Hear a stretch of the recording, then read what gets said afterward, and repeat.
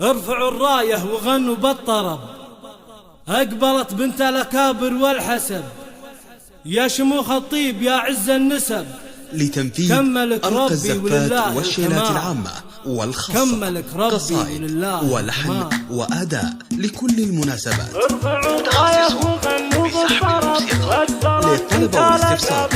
التواصل من ارفعوا الراية وغنوا بالطرب، أقبلت فايز بنت الحسب، يا شموخ الطيب يا عز النسب، كملك ربي ولله الكمال، كملك ربي ولله الكمال، بنت شيخ للمراكب ارتقى، بالوفا والطيب وعلوم النقا، شيخ علم من مطاني خلقا، تشهد الوقفات لكرم الرجال، تشهد الوقفات لكرم الرجال، ليلة الافراح وكتب الوعود، واحتفت بنت الاصايل والجنيه، انكروا في دربها طيب ورود، تستحق الطيب وافد الخصال، تستحق الطيب وافد الخصال، شيلوا الشيله بعذبة اللحن، انزل الميدان يا ست الحسن، كل من حالك لزينك وقفن، يا رهيف القديس هاك الدلال، يا رهيف القديس هاك الدلال، العبي والليل هذا ليلنا،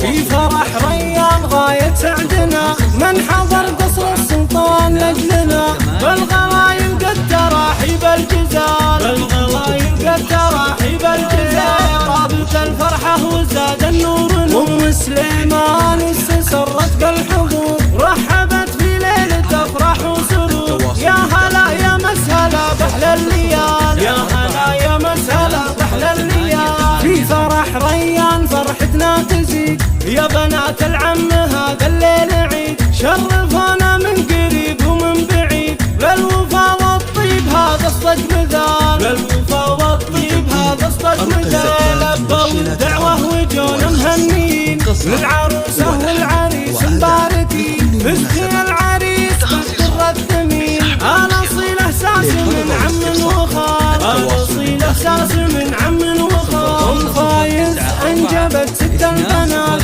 وصفها وصف المهور المكرمات، الف مبروك الفرح يحلى خوات، الحفل هالليل عيد وكرنفال.